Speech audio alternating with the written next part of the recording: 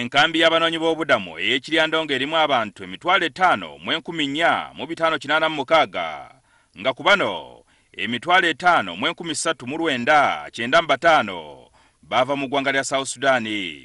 Bano badduka ekibambulira ky'olutalo olwabalukawo oluvannyuma lw'okusowagana okwaliwo wakati wa President Salva Kiir ne Dr. Riek Machar. Mbega wa gavumenti ekiryandongo ategeeza nti abamu ku banoonyi b'obubudamu bano bayingira eggwanga n'ebyokulwanyisa. Tumuhirwe ategezeza ababaka ba palamenti y'omukago gwa East Africa nti bano bandibanga bayina emmundu ezisoba mu mutwalo. We have faced a challenge whereby the Sudanese are coming in with the firearms. So possibly, the honorable MPs, you are now, that's why you should come in and possibly put up. We have over and above 10,000 guns within the district of Kiryandongo, and majorly most of those ones have come from the other area. Wabula kino kyewunyisiza abaka nga bagamba nti kyanteeka ebyokwerinda bya disitulikiti y'ekiryandongo n'eggwanga ku bunkenke. There are no sacred cows.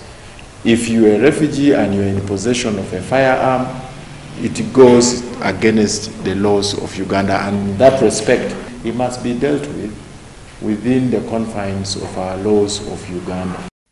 Tumuhirwe ategeeza nti newankubadde bayina amawulire nti abanoonyi b'obubudamu ekiryandongo bayina emmundu, tebannafuna bikolwa bya kutta bantu nga bakozesa emmundu. Agamba nti bakafuna enfunda ez'okutibwa kw'abantu 5 naye ng'okunoonyereza kukyagenda mu maaso bazuule oba kyava ku mmundu ze balina. We don't want to attach the killing because we have not established, investigations have not yet, but we have already established that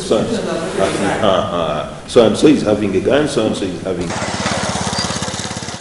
Abaka batadde abakulira enkambi y'ekiryandongo ku nninga bannyonnyole Mbega by'abategezeza kyokka ne babisambajja. For you to enter a settlement camp, you must first denounce that you're no longer active security officer, because the settlement is meant for refugees. But when it comes to the settlement, they are well screened before they are brought to the settlement. To our knowledge, we have no such indication that there are people in Kiryandongo who own arms. Mbega wa gavumenti ekiryandongo newankubadde ategeeza bw'atyo NTV terina munoonyi wa budamu yenna gwerabye ng'akalakala n'emmundu mu nkambi eno. Jingo Francis, NTV Akawungeezi.